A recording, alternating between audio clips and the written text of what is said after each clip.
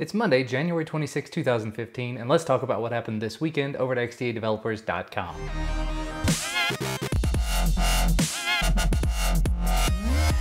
First up, if you're an owner of the LG G3, you might just be in luck. According to the LG USA Twitter account, Lollipop is coming soon. Not really anything more specific than that, but it's nice to know at least that they're working on it and you shouldn't have to wait too much longer. As an owner of the G2, I'm kind of curious to know about their timetable for updating other devices, not just the G3. Anyway, XDA recognized contributor Dragones de Nano put out the first Android 5.01 and Sense 6 ROM for the HTC One M8 this weekend. It's called Sky Dragon, and the bug list looks relatively short, reading through the thread about it.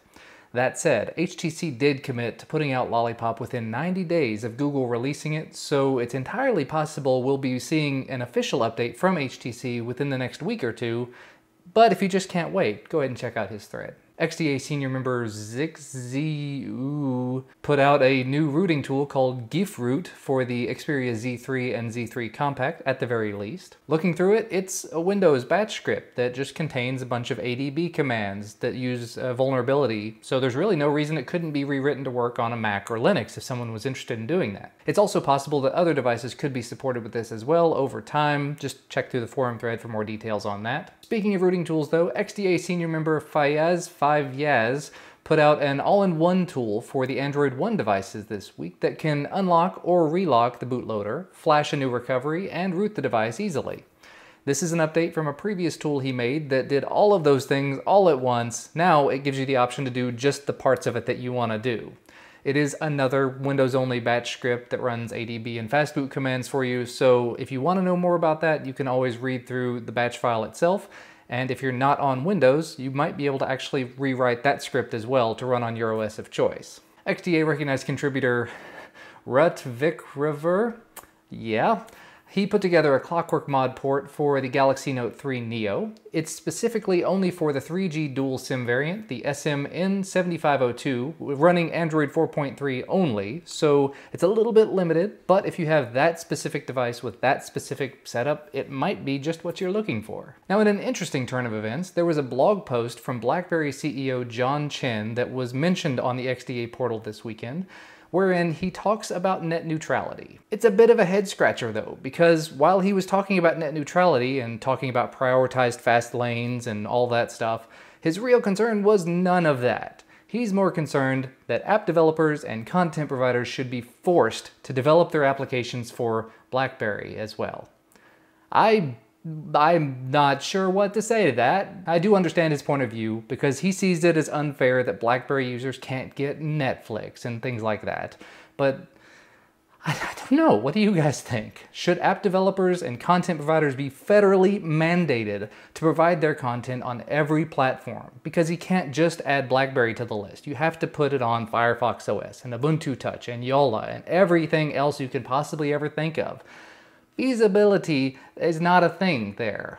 I'm curious to see what you guys think about that as well, though, down in the comments, I suppose. Moving right along, though, after the Project Aura conference that happened not too long ago, a company called Lapka put out their thoughts on Aura. They currently make healthcare accessories that tie into smartphones, but they're all external devices. Along those lines, they went ahead and designed 7 different Project Aura module concepts that they thought looked interesting, covering different things like air quality and CO2 sensors, light sensors, breathalyzers, EKG and glucose meters, and really all their designs are interesting and modern.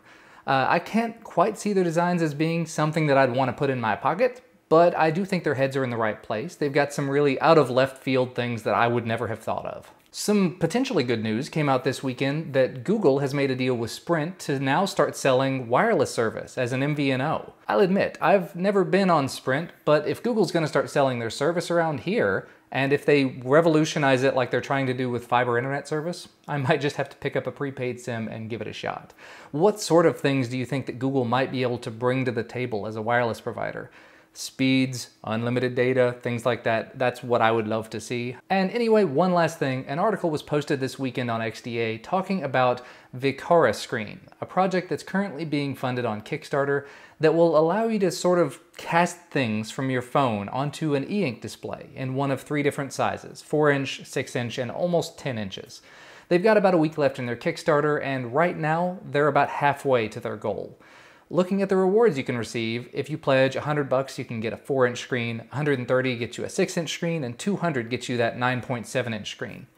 Seems a little bit high to me, and the MSRP is actually even higher than that. It's a really neat concept, but with the sort of ideas they're throwing out there that you would use it with, $100 a pop for even the smallest one is kinda high. They mention specifically attaching the 4-inch model to your kid's backpack to send notes to school.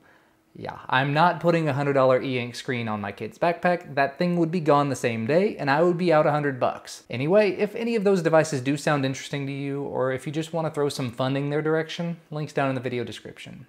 But you know what, that's gonna be about all from me for today. You can find the links to the stories I talked about down in the video description as usual, as well as the links to my YouTube channels. Remember, if you like this video, please leave us a like down below the video and subscribe to receive all of our content as soon as it becomes available. Thanks for watching, and I'll see you next time.